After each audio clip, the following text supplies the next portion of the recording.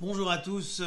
Lucas Hernandez s'est fait une rupture complète du ligament croisé antérieur de son genou gauche. C'est l'info du moment. Qu'est-ce qui s'est passé réellement? Lors du match qui a opposé le PSG à Dortmund, sur une attaque où on voit tous Lucas Hernandez concentré sur son adversaire, son pied était cloué au sol et son genou est parti sur le côté. On appelle ça une entorse en varfie, c'est-à-dire en varus, rotation interne et flexion. C'est souvent fatal, il s'ensuit une rupture complète du ligament croisé antérieur qui peut être accompagnée d'une lésion méniscale. Il faut savoir qu'au genou, au niveau du milieu du genou, on appelle ça le pivot central, on a deux ligaments croisés, un antérieur et un postérieur. C'est eux qui permettent la stabilité et c'est eux qui permettent de ne pas avoir un tiroir, c'est-à-dire une instabilité du genou.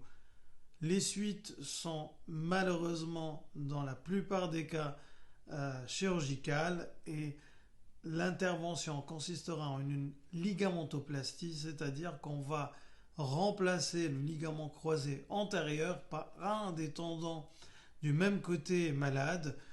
Après de la rééducation, on pourra donc espérer le retrouver dans nos terrains. D'ailleurs, il s'est fait opérer.